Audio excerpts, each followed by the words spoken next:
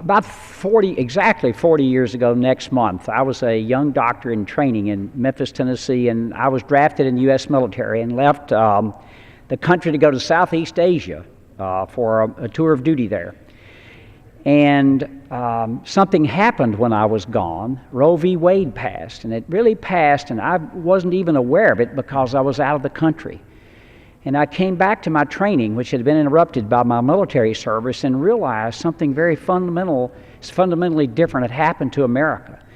And as an obstetrician, I personally have delivered around 5,000 babies. In the 31 years I was in medical practice in Johnson City, Tennessee, a small town in northeast Tennessee, our group had delivered over 25,000 babies, 25,000 children.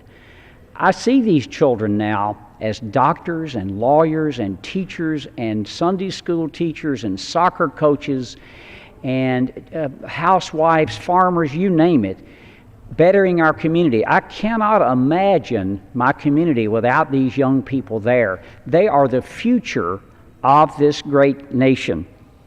And I've seen this, as Dr. Harris mentioned, I saw when ultrasound went from when it was just a blob that you saw to being able to visualize a heartbeat 28 days or less post-conception. It's unbelievable to be able to see that, and to see this child develop is something that I can't explain to you how fulfilling that is, to be able to see that happen.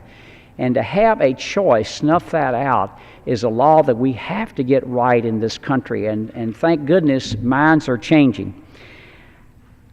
I look around this great room here, and this great chamber, and wonder what it would be like if different choices are made. The great people that I've met here in Congress that might not be here had a different choice been made. In this chamber, we have a clear responsibility and duty for those that do not have a voice. The fourth president of our country and the architect of the Constitution, James Madison, warned that the rights of the minority must be protected. And the unborn children of this country represent the greatest silent minority that there is. They are the most innocent among us and deserve the protection we afford all people in this great country.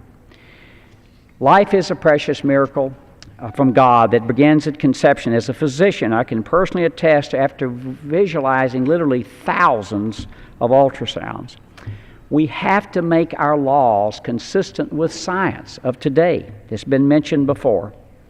One of our government's most important duties is to protect the most vulnerable among us, and I pledge to continue to remember and strive toward this as long as I breathe.